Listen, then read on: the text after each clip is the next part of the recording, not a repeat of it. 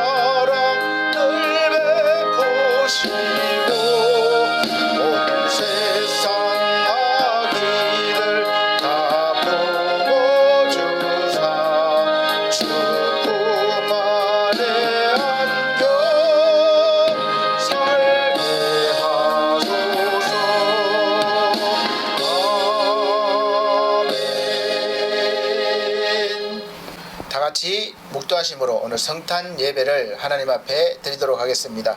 다같이 묵도하시겠습니다.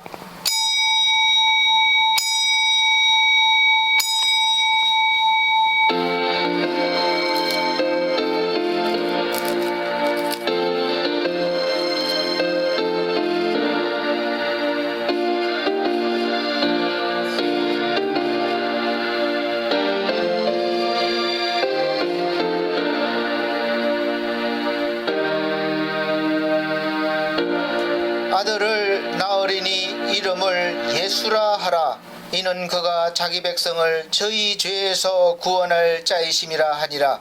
이 모든 일에 된 것은 주께서 선지자로 하신 말씀을 이루려 하심이니 가라사대 보라, 처녀가 잉태하여 아들을 낳을 것이요 그 이름은 임마누엘이라 하리라 하셨으니 이를 번역한적 하나님이 우리와 함께 계시다 함이라. 아멘. 네, 찬송가 111장, 새 찬송가도 111장입니다. 찬송가 111장, 새 찬송가도 111장 찬송 드리겠습니다.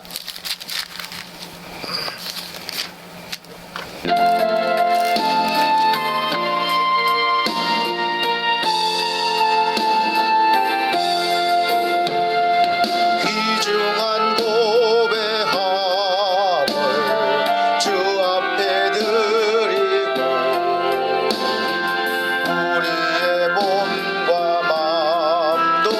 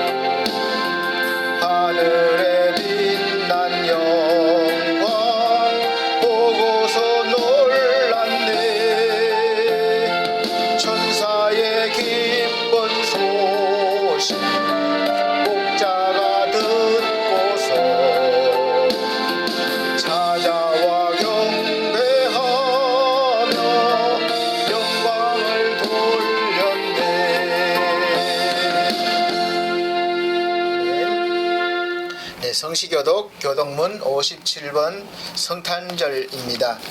찬송가 뒤에 교동문 57번 성탄절.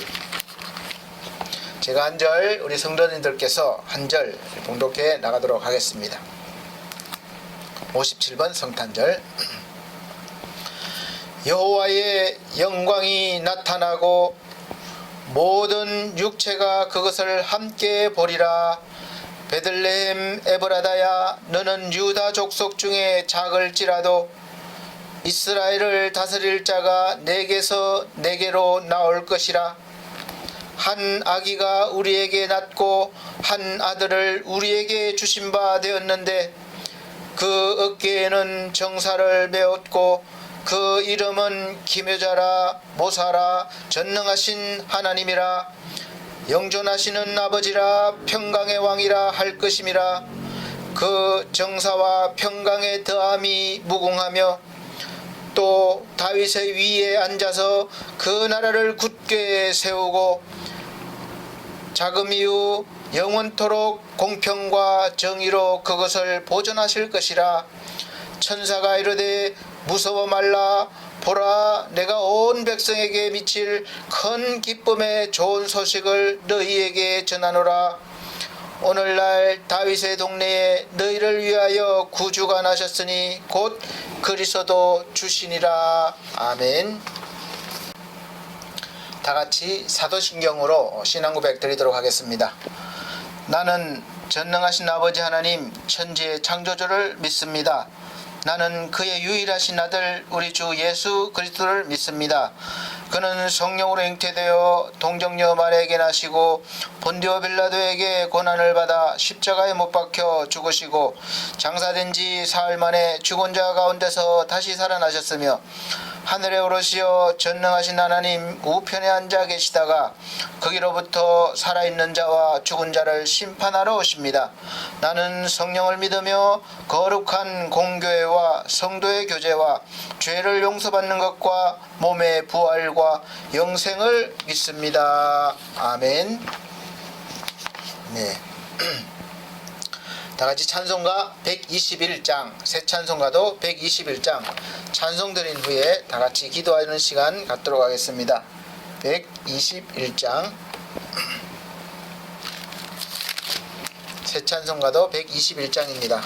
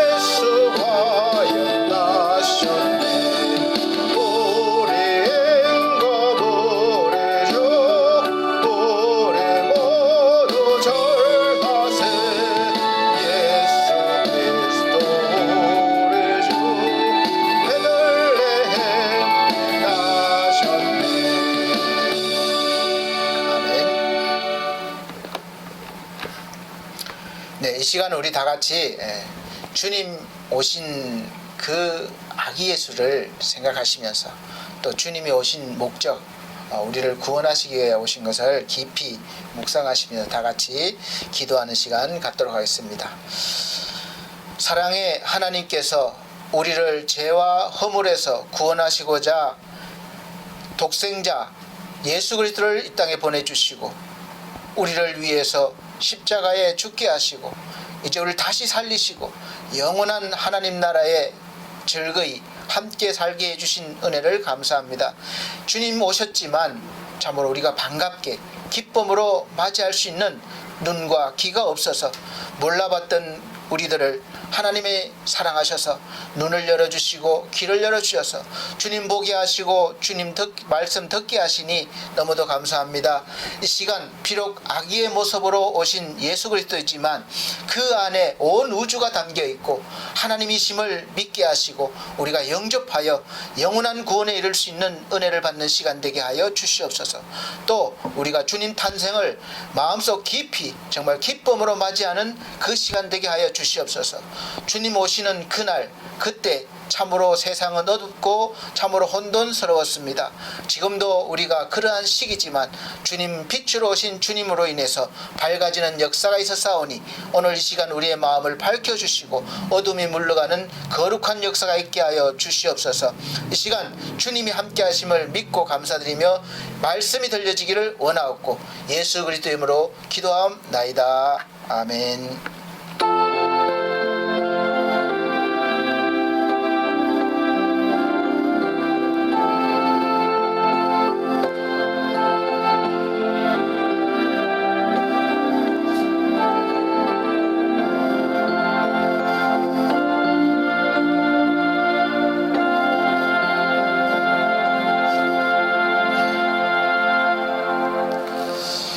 감사합니다. 성경 말씀 보시겠습니다. 성경 말씀은 이사야, 구약 성경 이사야 9장 1절로 7절 말씀입니다.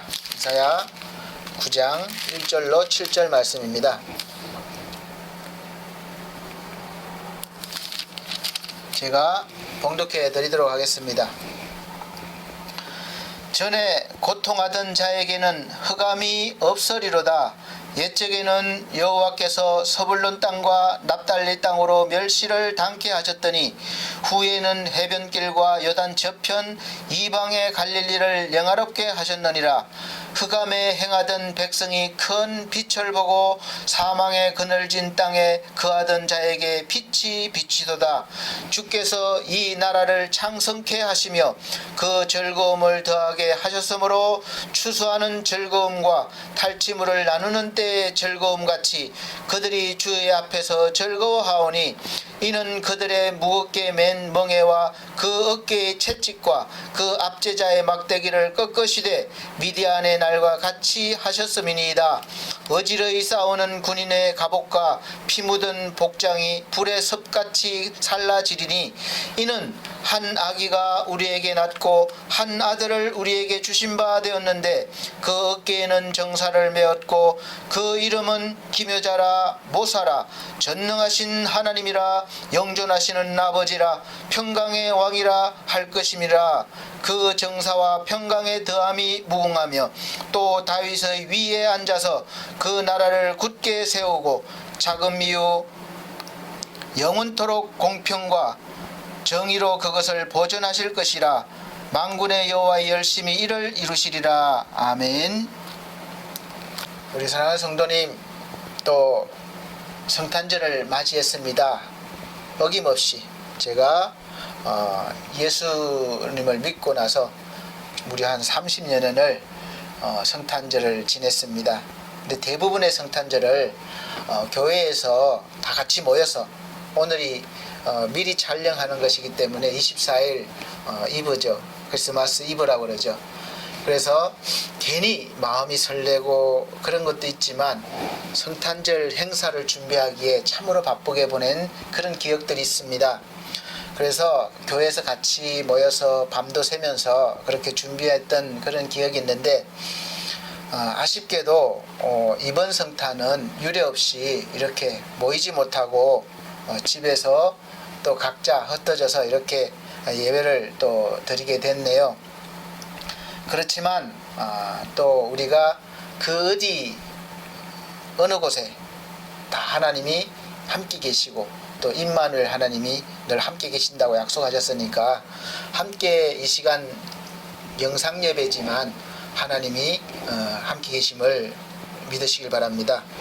오늘 말씀의 제목은 한 아기가 우리에게 낳고 라는 제목인데 부제목은 예수 탄생 이야기입니다. 대부분의 사람들은 아기의 탄생을 기뻐하고 아기로 인해서 온 집안이 웃음이 있는 것을 볼 수 있습니다. 저도 개인적으로 이제 좀 있으면 우리 딸 아이가 임신을 해서 이제 할아버지가 되는데 설레고 또 기대가 됩니다. 그래서 이렇게 아기가 태어나고 또 이렇게 될 때 집안에 경사고 또 기쁨이죠. 적막하던 집안에 아기가 있으면 저절로 웃음소리가 밖으로 들리는 것은 온 가족이 그 아이를 기쁨으로 또 사랑으로 바라보면서 아기의 그 표정 하나하나 또 행동 하나하나에 반응을 하는 거죠. 그래서 살짝만 아기가 웃어도 막 어른들은 막 크게 까르르 웃고 또 그것이 마치 대단한 것처럼 그렇게 기뻐하면서 또 웃고 또 손짓 발짓을 하거나 뒤집기라도 하면 난리가 납니다. 그 정도로 좋아하면서 그 순간만큼은 온 가족들이 그 한 아기에게만 집중하게 되는 거죠. 그래서 즐거워하는 웃음꽃이 핍니다. 이처럼 아기의 탄생은 우리를 기쁘게 하죠. 요즘은 가족끼리 하고 많은데 예전에는 그 기쁨을 기념하기 위해서 100일이나 돌이 되면 기념일을 정하고 떡도 돌리고 또 친분이 있는 가족 친척들을 청해서 친구들을 청해서 함께 기쁨을 나누고 싶어 했습니다. 사실 그렇게 하는 이유는 부모가 아이를 세상에 자랑하고 싶기도 해서 그런 거죠. 내가 우리 아이임을 자랑하고 또 기념하고 싶기도 하고, 그리고 아기의 모습은 사실은 너무 순수해서 사람의 마음을 보는 사람으로 하여금 따뜻하게 하고 동심으로 돌아가게 합니다. 아기의 모습이 그럴 수밖에 없는 것은 그 아기 속에는 뭐 세상에 대한 근심이나 걱정이 없기 때문에 그렇기도 할 거예요. 아기가 뭐 태어나면서부터 앞으로 내가 어떻게 먹고 살까, 뭐가 될까 이렇게 걱정하며 태어나는 아기는 없을 겁니다. 그래서 우리가 말하는 철이 들 때까지는 세상 물정 모르기 때문에 우리가 천진난만이라고 그러죠. 그러니까 말이나 행동에 아무런 거짓이나 꾸밈 없이 순수하고 참되다 이런 뜻인데, 천진난만한 것이 바로 아기들이에요. 그야말로 갓난아기들은 부모나 어른들에게 무조건 보살핌을 받아야 하는 아주 연약한 존재이기도 합니다. 그래서 아기를 보는 사람들은 아기를 마음 놓고 보고 또 기뻐할 수 있는 이유기도 해요. 아기가 나를 해칠 거라고 생각하는 사람은 아마 없을 겁니다. 아기가 태어남으로 자기가 가진 것을 뭐 권력이나 어떤 위치가 위협받게 되는 경우는 종종 권력자들이나 옛날에 왕들은 있어서 태어나는 것을 별로 좋아하지 않았을지 모르지만 아마 대부분의 가정들은 아이를 기다리고 또 아이가 태어나면 기뻐하는 것이죠. 그리고 아기가 태어날 때부터 사실 아기들은 어떤 목적을 가지고 태어나질 않습니다. 태어날 때부터 뭐 내가 대통령이 되어야지, 아니면 과학자가 되기 위해서, 아니면 목사가 되기 위해서 태어나지는 않는 거죠. 그렇게 태어날 때부터 어떤 목적을 가지고 어떤 위치를 가지고 태어났다고 믿는 것이 바로 운명론인데, 그거는 믿음이 아닙니다. 태어난 아기가 나라를 구할 구세주가 될지, 아니면 반대로 많은 사람들을 죽이고 또 힘들게 하는 악한 사람이 될지는 부모도 모르고 아무도 모릅니다. 아기가 태어나서 또 성장하면서 이 부모의 영향과 환경과 교육 또 여러 가지 다양한 영향을 받아서 그 아이의 성품이나 또 진로가 정해지는 것이죠. 그런데 오늘 본문 말씀에 보면 한 아기가 태어날 것인데 어떤 분명한 목적을 가지고 태어날 것이라고 예언하고 있습니다. 그것도 어깨에는 정사를 메었다 이렇게 말씀하고 있어요. 정사는 아마 정치에 관계되는 일을 말하는데, 또 이 정치라는 것이 뭐 보면은 통치자나 정치가가 사회 그 모든 구성원들의 다양한 이해관계를 조정하거나 또 통제하고 국가의 정책과 목적을 실현시키는 일을 하는 것을 정치라고 말합니다. 그러니까 이 정치가 얼마나 복잡하고 또 머리가 아프겠습니까?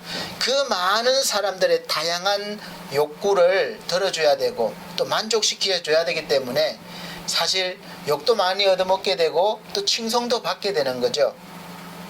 그리고 또 심각한 것은 모든 사람들을 다 그렇게 할 수가 없다는 거예요. 그래서 다수결, 많은 쪽의 욕구를 들어주고 지지를 받는 것, 이것이 민주주의고 요즘 정치입니다. 그러니 얼마나 이 무거운 짐이겠습니까? 그런데 이 아기가 태어날 때부터 어깨에는 그런 무거운 짐을 지고 태어난다는 것이죠.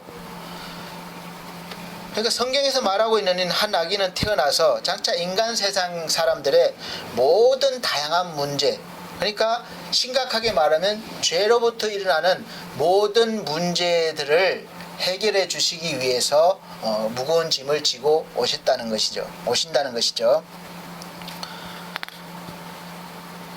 그리고 이사야 선지자가 첫 번째로 소개하는 예수님의 이름은 바로 기묘자라고 해요. 기묘자. 그다음 모사라고도 말하고 있는데, 뭐 히브리어로 말하면 기묘자를 펠레라고 하는데, 단어의 의미는 인간성을 초월한 아주 기이한 분이라는 뜻이기도 합니다.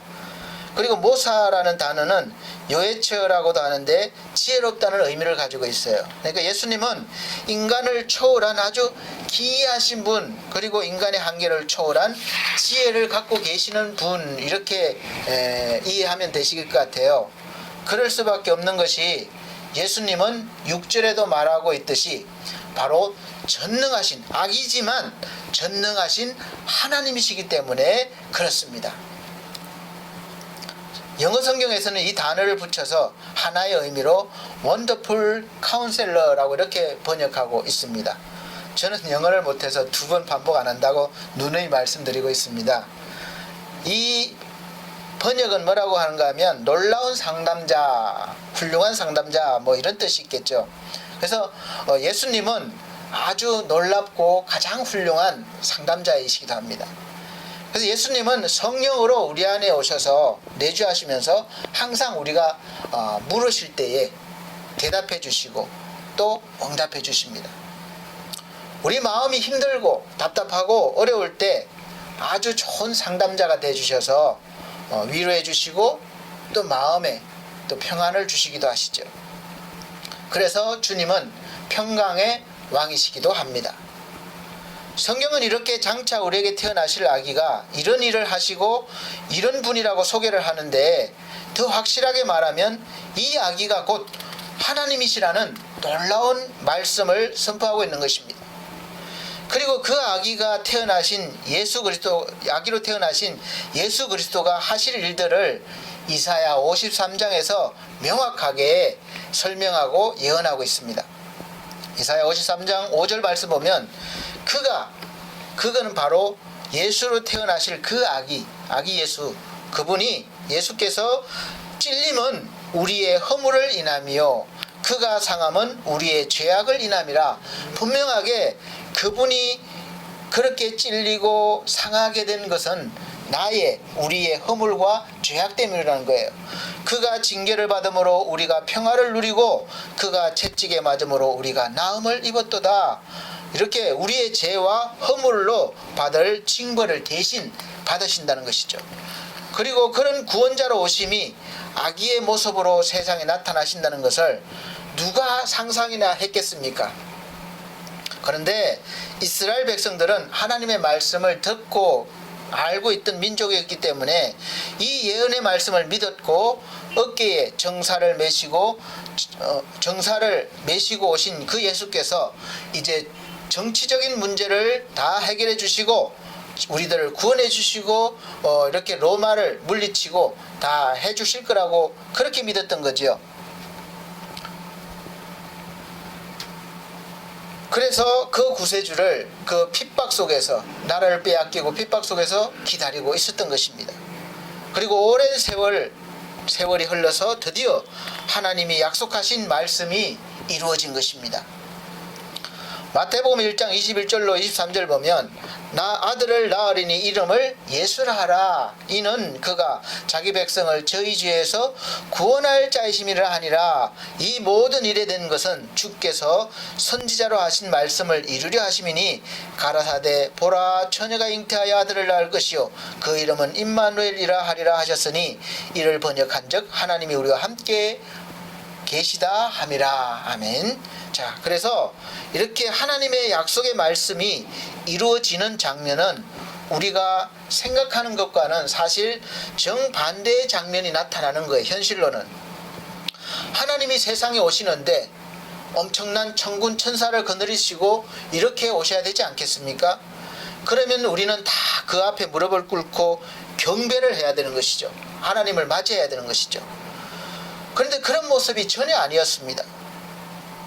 하나님이 인간 세상으로 더군다나 가장 연약한 아기의 모습으로 오신다면 당연히 세상에서 가장 화려하고 권력이 있는 그런 왕궁에서 가장 잘 보호해 줄 수 있는 힘이 있는 그런 왕궁에서 태어나셔서 왕의 대접을 받으시면서 보살핌을 받고 성장하시는 것이 당연한 이치인 것이죠. 그런데 그래서 동방박사들도 우리가 생각하는 것처럼 그런 생각에 처음 왕의 탄생 소식을 듣고 간 곳이 바로 왕궁이었습니다. 사람이 태어나도 축하받고 기뻐하는 것이 당연한데 하나님이 우리가 사는 세상으로 오셨다는 것은 당연히 최고의 축하를, 경배를 드려야 되면 물론이고 감히 우리는 황송해서 몸둘 바를 몰라야 되는 것입니다. 흑암이 있는 곳에 빛으로 오셨기 때문에 그래요. 우리가 감당할 수 없는 그런 존재이기 때문에 그렇습니다. 그런데 그 아기의 모습으로 오신 하나님을 아무도 몰라보는 것이죠. 그렇게 오셨습니다. 몰라보게 오셨어요. 그러니까 당연히 영접지도 아니하였다고 요한복음 1장에 기록되어 있습니다. 몰라볼 뿐만 아니라 영접지 아니한 거죠. 어둠 속에 있는 세상에서 빛이신 예수 그리스도를 반겨줄 리가 없죠. 빛이 오면 모든 것이 다 드러나게 되잖아요. 죄가 드러나고 썩었던 것이 드러나고 다 드러나는 것입니다. 빛이 오면 어둠이 다 물러나야 되기 때문에 당연히 싫은 거죠. 그래서 로마서에도 보면 사람이 하나님을 마음에 두기 싫어한다고 했습니다. 그리고 이 아기가 태어나는 그 과정은 우리가 생각하는 것처럼 아주 기뻐할 장면이 아니었어요.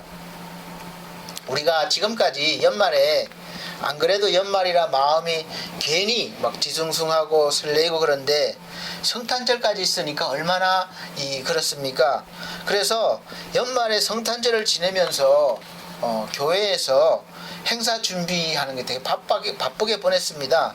그리고 연말 분위기에 휩싸여서 사실은 예수님의 탄생을 기념하는 성탄절이지만 정작 주인공인 예수님의 그 탄생의 의미는 제대로 마음에 새기지 못하고 보냈던 것 같아요. 제가 이렇게 되돌아보면 행사나 다른 곳에 막 집중하게 되고 정말 예수님이 오신 목적, 예수님의 그 탄생의 의미를 깊이 묵상하지 못하고 보냈던 시간들이었습니다.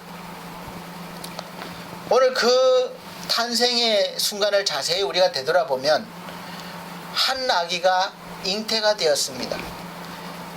이 한 아기가 잉태되는 과정은 사실은 다 똑같은 건 아니지만 대체적으로 사랑하는 남녀가 만나서 그 사랑의 열매로 잉태가 되는 것이 대부분입니다. 그런데 그런 잉태되는 과정이 우리의 상식을 뛰어넘는 그런 사건이 되었던 것이죠. 마리아라고 불리는 이 처녀는 아직 결혼하기 전입니다.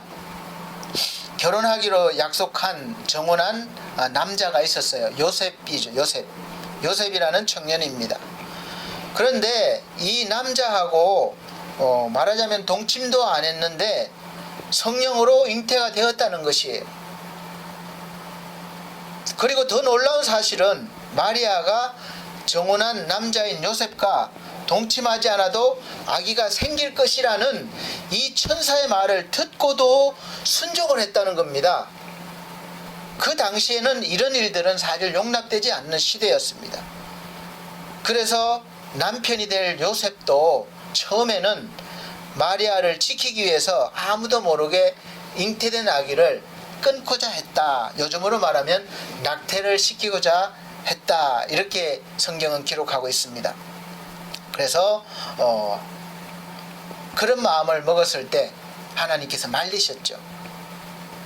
마태복음 1장 18절에 19절 보면 예수 그리스도의 나심은 이러하니라. 그 모친 마리아가 요셉과 정혼하고 동거하기 전에 성령으로 잉태된 것이 나타났더니 그 남편 요셉은 의로운 사람이라 저를 드러내지 아니하고 가만히 끊고자 하여. 이렇게 기록되고 있습니다. 마리아도 사실 대단하지만 이 요셉도 대단한 사람이죠. 자기가 정혼한 여인이 자기하고 관계도 없었는데 아이를 가졌으면 얼마나 충격이고 배신감을 느끼겠습니까? 그런데도 마리아와 아기를 지키기 위해서 드러내지 아니했다. 사람들에게 알리지 않았다. 그랬습니다. 전능하신 하나님께서 우리와 함께 하시겠다는 것은 사실 우리를 종으로 삼아서 종살이 시키겠다는 것이 아닙니다. 그래서 하나님은 반드시 우리가 순종할 내용을 먼저 알려주시고 우리가 순종하면 하나님의 일을 이루시고 나타내시는 그런 분이십니다. 막무가내로 억지로 막 일을 시키시는 분이 아닙니다. 하나님께서는 하나님의 일을 함께 이루어갈 그야말로 동력자를 원하시고 동력자로 우리를 부르는 것이지, 우리가 물론 주종, 우리가 하나님을 주여 이렇게 저는 종입니다 이렇게 고백하지만 하나님은 우리를 종으로만 대하시지 않으셔요. 동력자로 그렇게 여기십니다. 함께 하나님의 일을 이루어갈 그런 동력자로 부르시는 것이죠. 만약에 마리아가 거절했다면 또 다른 어떤 처녀를 찾아가셨을 겁니다. 그러나 마리아는 자기가 아기를 가졌을 때 일어날 수 있는 모든 상황 생각 안 해봤겠습니까? 갑자기 하나님이 나타나서 네가 잉태하리라 그래 아멘 그렇게 했겠습니까? 생각을 해보잖아요. 우리가 어떤 응답을 받았을 때 내가 이 일을 했을 때 어떤 일들이 일어날까? 저도 그래서 내가 목사가 됐을 때 어떻게 살아갈까 이런 생각을 해봤었습니다. 무조건 그냥 뒤 생각도 없이 아멘 할 사람은 없을 거예요. 그런데 일어난 일들을 충분히 상상이 감에도 불구하고 마리아는 하나님 앞에 하나님의 말씀 앞에 순종하는 것을 볼 수가 있습니다.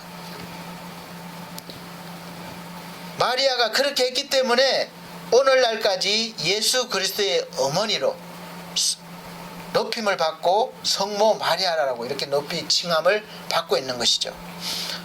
누가복음 1장 33절에서 38절 보면 천사가 일러 가로되 마리아여 무서워 말라. 이렇게 무섭잖아요. 그러니까 무서워 말라. 내가 하나님께 은혜를 얻었나니라. 보라 내가 수태하여 아들을 낳으리니 그 이름을 예수라라. 저가 큰 자가 되고 지극히 높으시니 아들이라 일컬을 것이요 주 하나님께서 그 조상 다윗의 위를 저에게 주시리니 영원히 야곱의 집에 왕노릇 하실 것이며 그 나라가 무궁하리라. 마리아가 천사에게 말하되 나는 사내를 알지 못하니 어찌 이 일이 있으리이까.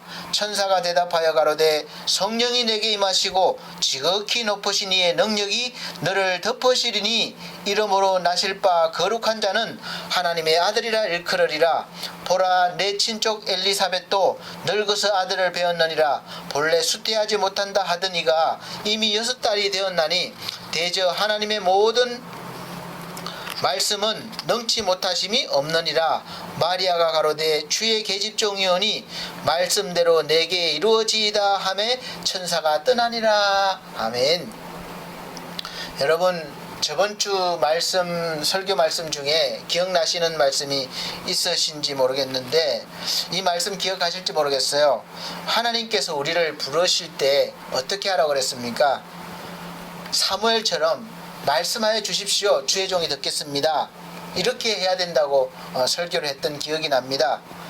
하나님께서는 어떤 일을 이루시기 위해서 우리를 부르시고 또 사용하실 때 항상 우리가 원하는 대답이 있습니다. 우리에게 원하시는 대답이 있습니다.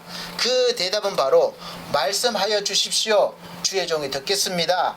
이런 순종의 마음을 하나님은 기대하고 계시는 것이죠.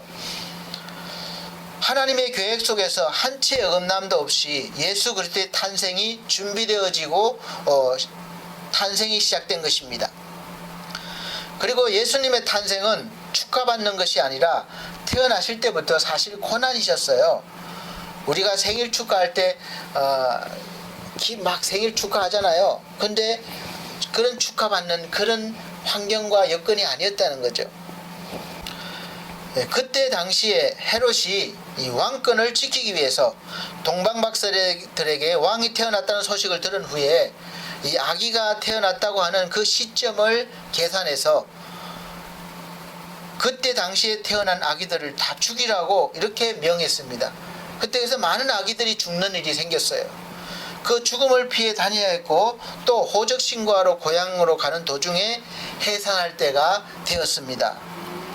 그런데 마땅할 방을 얻지 못해서 그 산모가 아기 날 날짜는 다 돼가는데 이 방을 얻지 못했다고 그랬어요. 그래서 결국은 마국간에서 여관을 얻지 못해서 마국간에서 해산을 하고 아기를 뉘울 곳이 없어서 말이 먹는 그 말밥통인 말구유에 아기를 뉘었다는 그런 말씀이죠. 누가복음 2장 6절 7절 말씀 보면 거기 있을 그때에 해산할 날이 차서 맏아들을 낳아 강보로 싸서 구유에 누였으니 이는 사간에 있을 곳이 없음이라. 참 이 산모가 그할 방 하나가 없었다는 거예요.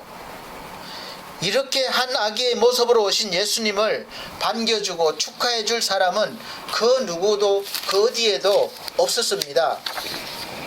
그때의 장면을 한번 생각해 봤습니다. 하나님의 말씀에 순종했지만 장차 왕으로 구세주로 태어나실 아기를 받아줄 산파도 없었고 또 따뜻한 방도 하나님이 주시지 않았습니다. 따뜻한 방이 아니더라도 사람이 누울 수 있는 그런 방이었다면 그래도 좀 위로가 될 텐데 그것마저도 없이 마국간에서 아기를 낳고 그 귀한 아기를 말구유에 누일 수밖에 없는 그 마리아와 요셉의 그 마음이 과연 아기의 탄생이 기뻤을까요? 축하할 수 있었을까요? 사랑하는 성도 여러분들은 과연 그 입장이 됐다면 기뻐하면서 축하했겠습니까? 아마 자기들의 계획은 이런 것이 아니었을 거예요. 처녀 총각으로 만나서 사랑을 하고 또 이렇게 정혼까지 해서 이제 잘 준비해서 결혼을 해서 자기들만의 어떤 그런 계획이 있었을 겁니다.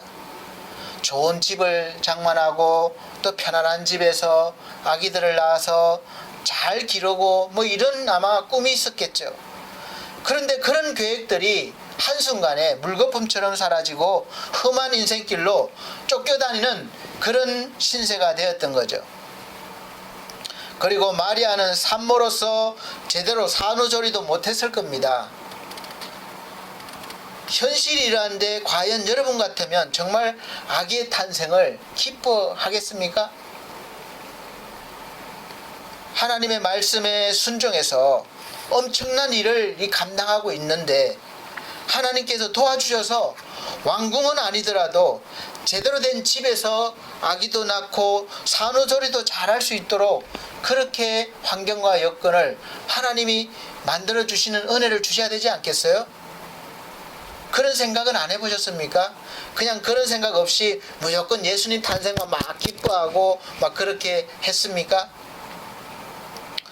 우리는 신앙생활을 하다가 보면 이런 생각들을 문득문득 할 수밖에 없는 연약한 자들이에요.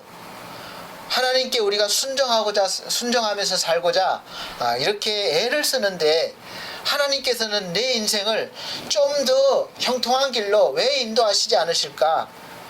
그래서 우리가 하나님의 음성을 듣고 어떤 식으로든 하나님이 우리를 통해서 이루시고자 하시는 일들을, 그런 음성을, 또 어떤 일들을 깨달았을 때 처음에는 막 기쁨으로 믿음으로 다짐을 하고, 주여 말씀대로 하시옵소서, 내가 듣겠나이다 하겠나이다 순종했지만 그 이후로 닥쳐오는 고난과 환난 속에서도 여전히 처음 그 순종했던 마음을 가지고 믿음을 지키고 사명을 감당하고 있으십니까?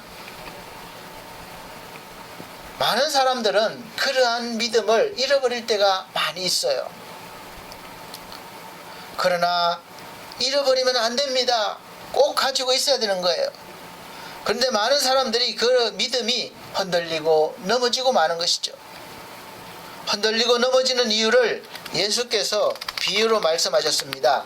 마가복음 4장 16절에서 19절 보면, 또 이와 같이 돌밭에 뿌렸다는 것은 이들이니 곧 말씀을 들을 때에 즉시 기쁨으로 받으나 그 속에 뿌리가 없어 잠깐 견디다가 말씀을 인하여 환난이나 핍박이 일어나는 때에는 곧 넘어지는 자요.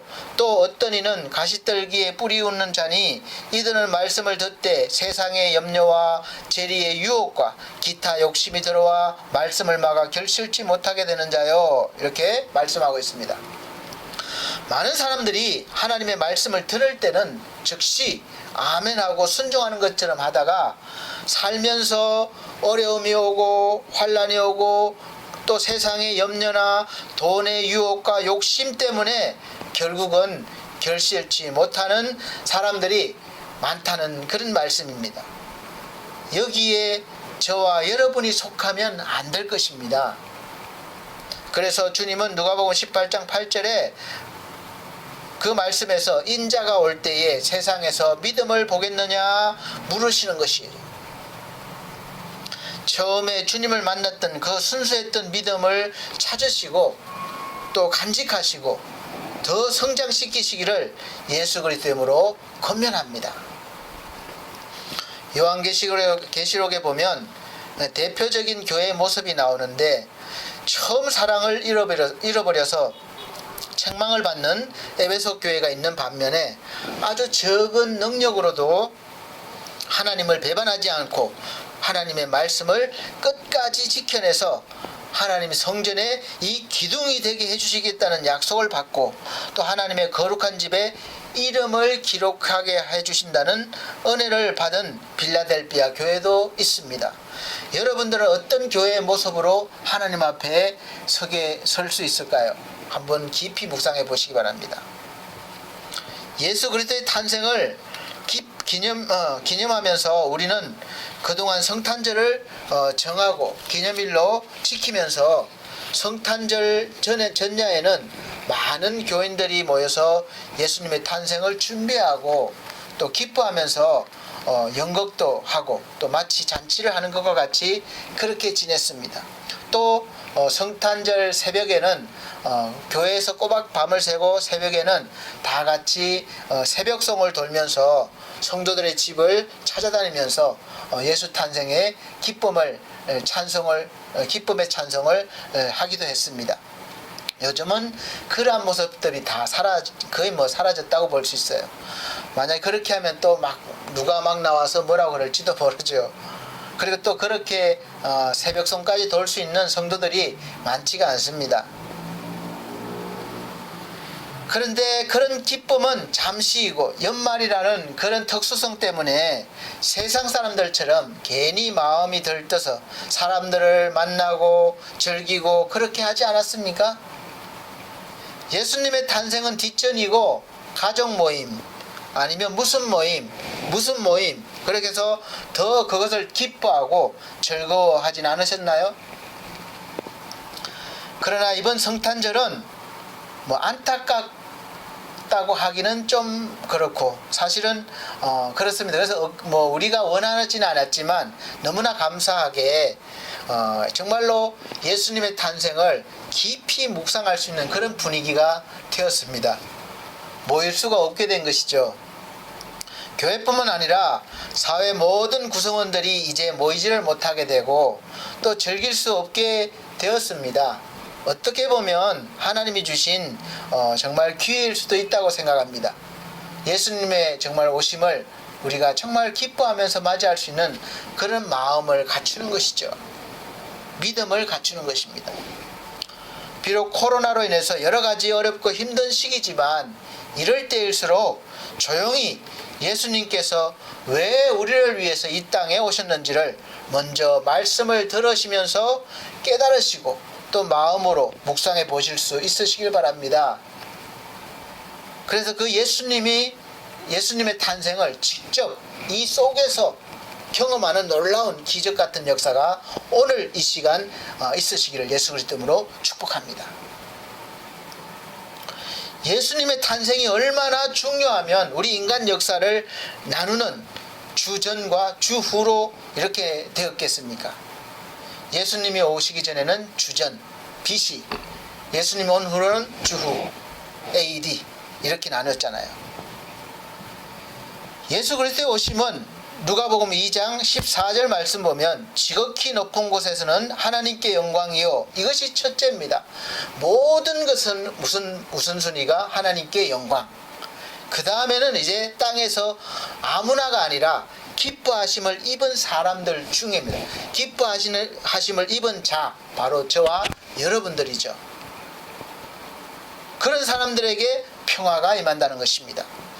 하나님께 영광을 돌리고 주님이 함께 하심으로 기뻐하심을 입은 사람들은 평화를 누릴 것이다, 이렇게 말씀하고 있는 것이죠.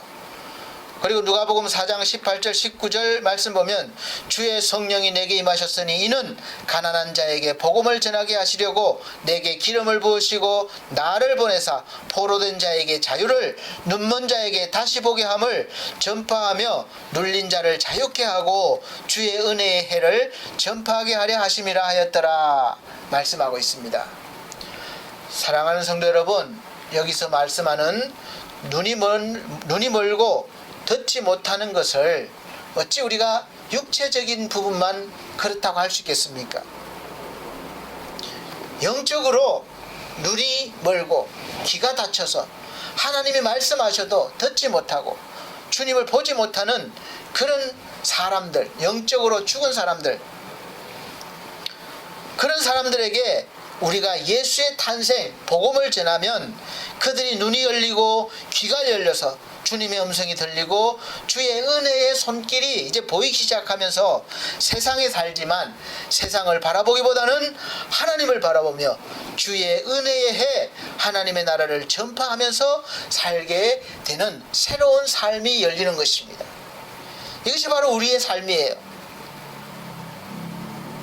이렇게 사는 것이 세상에서 성공하고 즐기고 기뻐하며 사는 것보다 우리 내적으로는 1000배 아니 10,000배는 더 기쁘고 보람있고 충만한 삶이 되는 것입니다.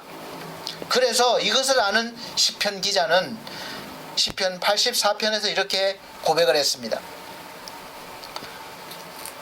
주의 궁정에서 한 날이 다른 곳에서 첫날보다 나은즉 악인의 장막의 그 암보다 내 하나님 문지기로 있는 것이 좋사오니 여호와 하나님은 해요 방패시라.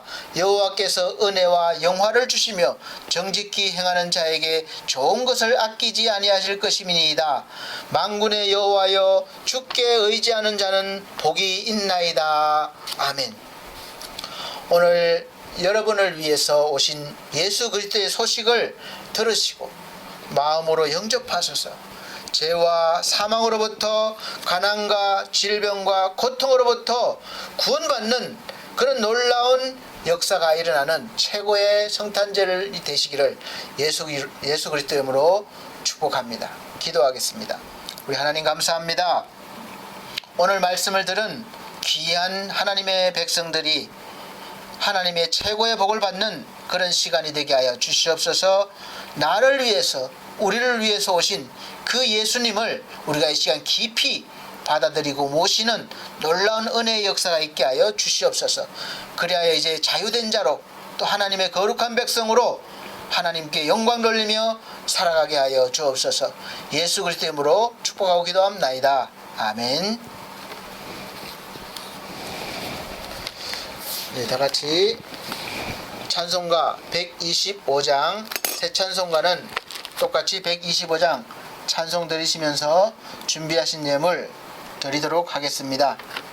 125장입니다.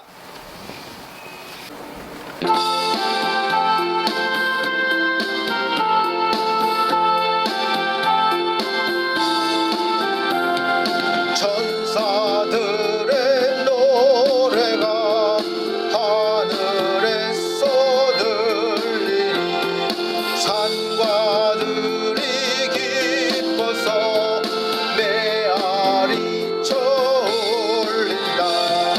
영광을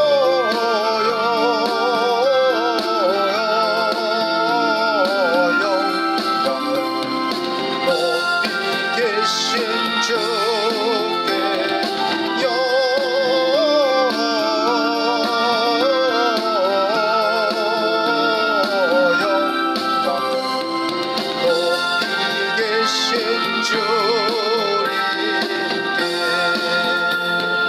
한밤중에 목자들 저희 양떼 지킬 때 아름다운 노래가 청아하게 들린다. 높이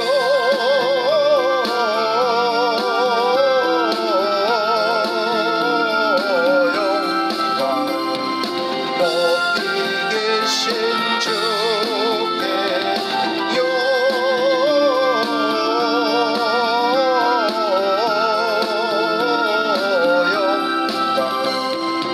높이 계신 주님께 베들레헴 달려가 나신 아기 예수께 울어 경배합시다. 탄생하신 아기께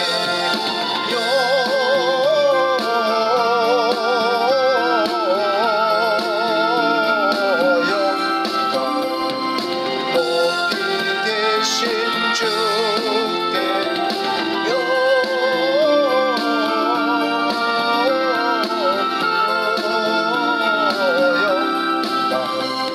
높이 계신 주님께 고요한의 아기께 천사 찬송하였다. 우리들도 주님께 기쁜 찬송 부르자.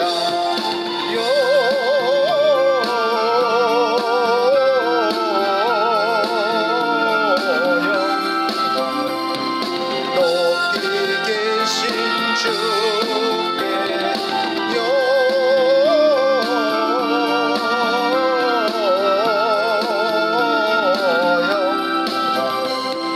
높이 계신 주님께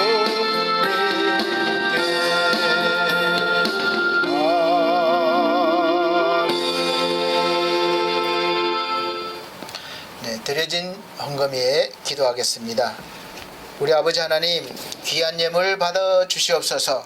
귀한 손길들 하나하나 기억하여 주시고 귀한 영혼들이 하나님의 영광을 위해 살 수 있는 그런 거룩한 백성으로 성장하며 하나님께 영광 돌리며 살아갈 수 있는 그런 귀한 삶을, 인생을 허락하여 주시고 인도하여 주시옵소서.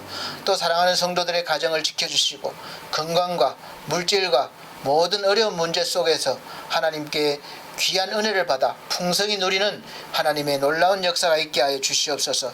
또 그런 받은 은혜를 많은 영혼들에게 증거하여 또 전하며 함께 구원받는 은혜가 있게 하여 주셨기를 간절히 바라고 원합니다. 오늘 거룩한 주님의 탄생을 기뻐하면서 우리가 그 기쁨을 나만 누리는 것이 아니라 우리의 이웃에게, 죽어가는 백성들에게 널리 증거할 수 있는 그런 담대함과 은혜도 허락하여 주시옵소서. 오늘 함께 하심을 감사드립니다.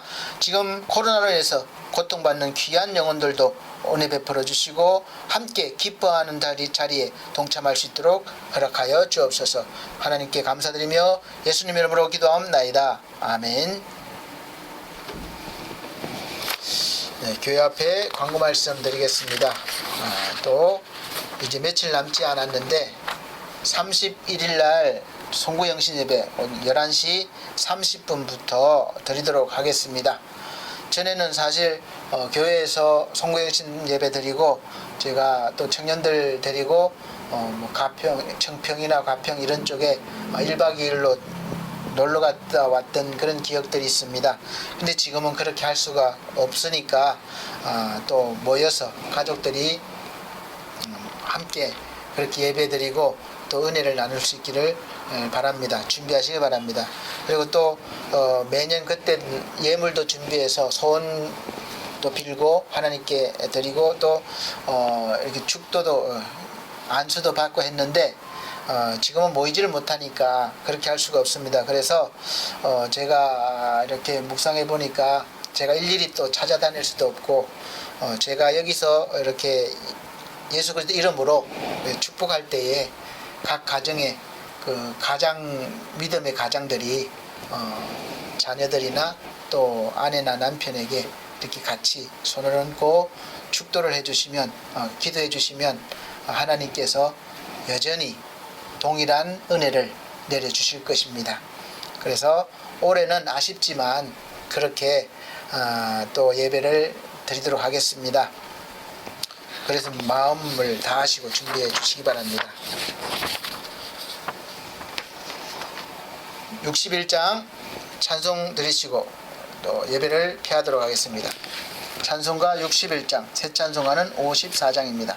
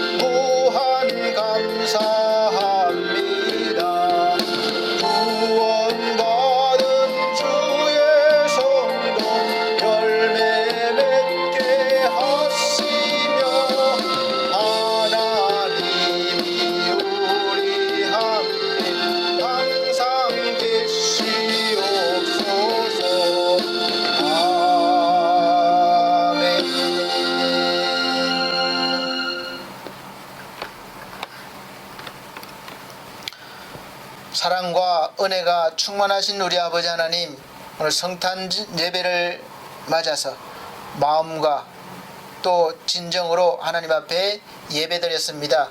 귀한 영혼들 일일이 하나님께서 안수하여 주시고 복을 내려주셔서 성탄의 기쁨을 다 함께 누릴 수 있는 거룩한 은혜가 있게 하여 주시옵소서.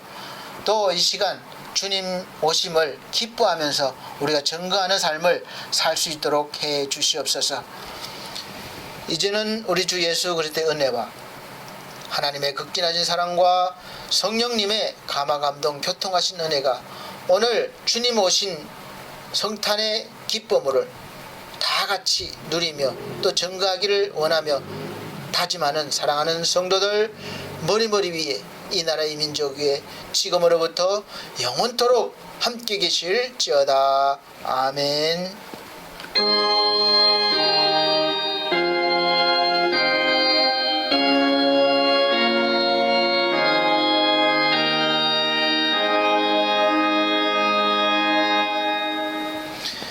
감사합니다. 메리 크리스마스입니다.